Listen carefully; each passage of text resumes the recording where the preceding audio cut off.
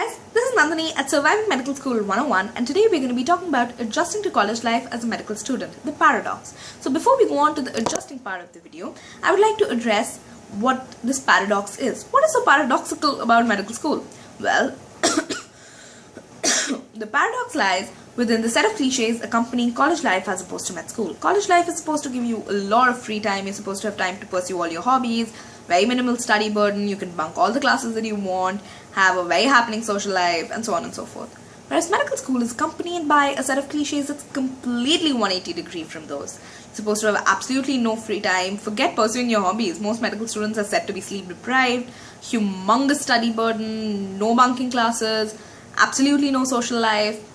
So, what is the middle ground? How to ace medical college without becoming a hermit and, sacrificing all other facets of your life? Well, that's what we're going to be talking about.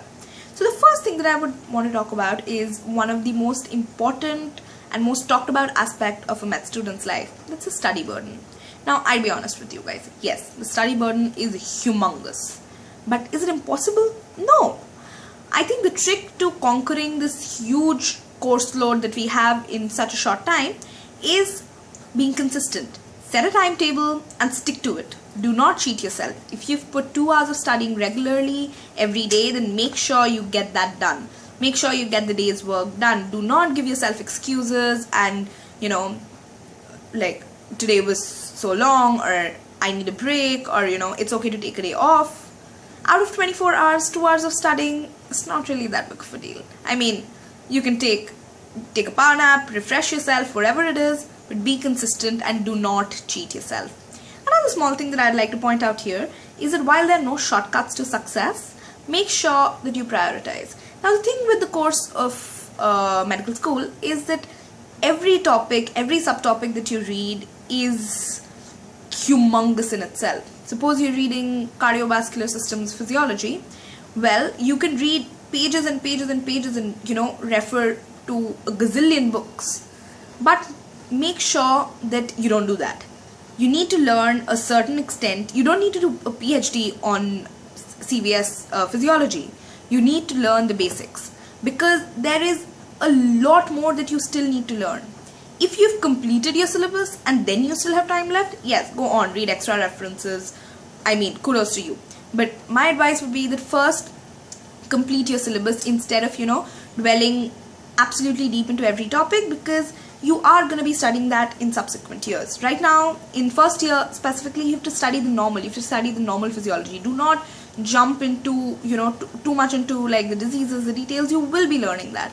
But make sure you prioritize and you first know the information that you're supposed to know before going into excessive details and reference books and journals and whatnot. Now, the second thing, and one of the most crucial things, like your entire med school journey depends on this, is time management. So about time management, I think this is a topic that can be talked about in a separate video, and probably I'll do that in the future because this is one of the most important, like I already stated, one of the most important aspects of med school, and your entire journey is going to depend on your time managing skills and your scheduling skills and whatnot. However, I would like to give you some pointers. The most important being that when you make your timetable, make sure that it's realistic. If you know that you cannot study at a stretch for more than maybe 1.5 or 2 hours, do not chalk out a part of your timetable that says continuous 5 hours of study. You know you cannot do it. So why be unrealistic, set yourself up for failure and then become frustrated? There's no point in doing that. So make sure that your timetable is realistic. If all you can study in a day is 2 to 3 hours, then study 2 to 3 hours. It's better than not studying at all, which is going to happen if your timetable is unrealistic.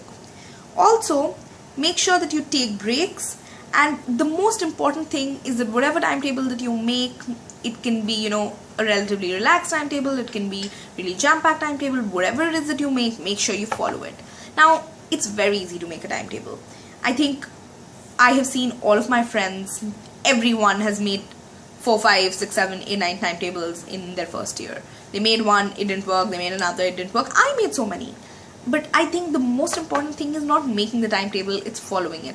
So make sure you're following the timetable, because if you're not, then, well, everything else is, just set up for, like, you're basically setting yourself up for a huge disaster. Next, the very, very, very common cliche that accompanies med school is that all med students are sleep deprived. That's not true. Or rather, that is true if you do not manage your time well. If you manage your time well, you have 24 hours. You can, fit in everything and still get a decent 5 to 8 hours of sleep, depending on how much you need. I personally do not need more than 6 hours, but if you're a person who needs minimum 8 hours of sleep, then make sure that when you're making your timetable, you factor that in. And another advice is that instead of, being a night owl, be an early bird. What I mean to say is that in the long run, you're going to be able to realize that if you go to bed early and then wake up, you're going to be a lot fresher. You're going to grasp much quicker, as opposed to after a long day, you're studying till late at night. The next day, I mean, that's going to come with its own set of problems. You're not going to be able to get up for class the next day, and it's just setting a vicious cycle up for yourself, which again has no point. So one advice is that factor in a relatively normal amount of sleep in your timetable, and secondly, go to bed early. Go to bed at 9 and wake up at 4 and study. That's perfectly fine. In fact, that's amazing if you can do that. Or you don't have to go to bed at 9. Go to bed at 11. Wake up at 5. Or whatever amount of sleep that you need. But make sure that you go to bed early, you wake up early, and you get a sufficient amount of sleep. Because if you're not sleeping well, then you're not going to be as productive as you can, and I mean, that's a waste, isn't it? Next, I'm going to be talking about another very important issue that's neglected in a lot of colleges, neglected by a lot of students, is the importance of not bunking classes. Now, my college, that's Kasturba Medical College, has a very strict attendance policy. We are given no leeways. We have to attend minimum 75% attendance for every course that we take, theory and practical separate, and also we get several advantages if we attend above 90. However, if your college does not do that, or if your college is lax about its attendance, make sure that you do not become lax. Go and attend the classes. Make sure you're there every morning, attending whatever lecture or whatever practical is scheduled. Why is this important? Because this is the knowledge that's going to make you a doctor. Because at the end of the day, it's not about the tests, it's not about the exam results. That's not the end goal. The end goal is to become a good doctor, and you cannot do that if you do not have a strong knowledge base. And you cannot do that if you're not in class. Respect your professors. They have tremendous amount of experience, knowledge, and you can learn so much from them. Much more than opening up a textbook and reading. Yeah, that helps, but your professor's insight into the subject is gonna be tenfolds more. So make sure that you do not miss classes unnecessarily, and you do not bunk for all the wrong reasons.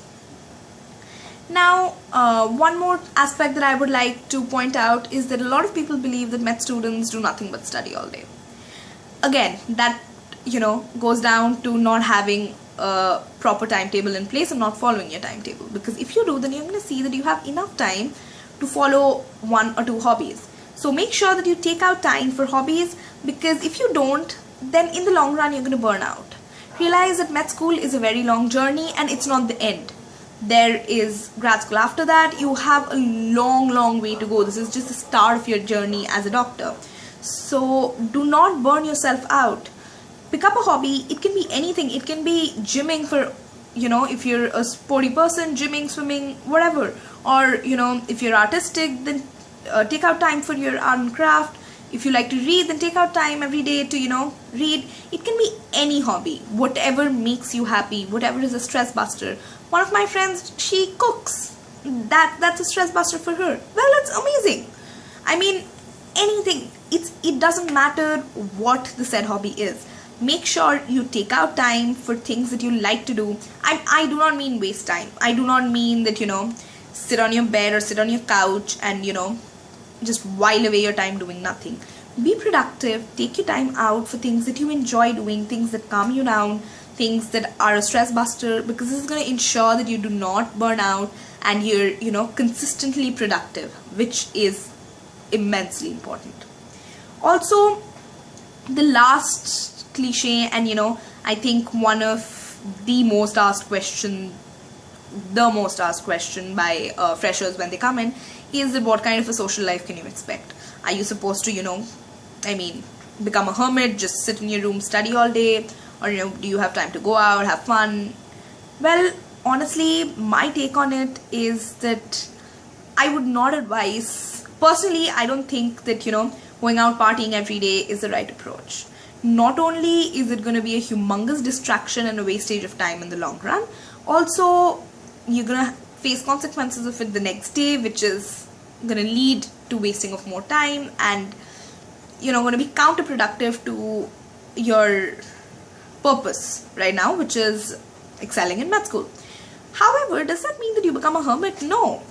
I think what you need to realize is that social life does not just mean parties. It means having a good, solid group of friends.